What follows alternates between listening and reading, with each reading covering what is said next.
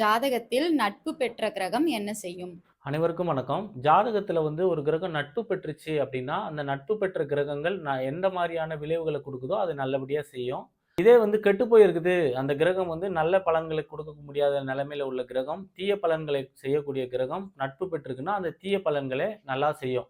அடிச்சா வேகமா அடிக்கும். அடி வாங்கணும்ன்னும்போது அது வேகமாவே அடி விழும். நல்லது செய்ற விஷயத்துக்கு நல்லதும் நல்ல வேகமா நடக்கும். அந்த மாரி தான். ஒரு கிரகம் நட்பு பெற்றிருக்கா இல்லையான்றது பார்த்தீங்கன்னா, நவாம்ச கட்டத்தில தான் பார்க்கணும். ராசி கட்டத்திலேயோ, அம்ச கட்டத்திலேயோ பார்க்கக்கூடாது. அம்ச கட்டத்தில பார்வை சேர்க்கை தான் பார்க்கணும்.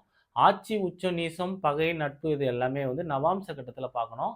என்னோட வீடியோ தொடர்ச்சியா பாருங்க, ஷேர் பண்ணுங்க, சப்ஸ்கிரைப் பண்ணுங்க. ஜோதிடத்தில் உள்ள கரெக்ட்டான விவரங்கள் என்னோட யூடியூப் சேனல்ல வரும். தொடர்ச்சியா பாருங்க. நன்றி, வணக்கம்.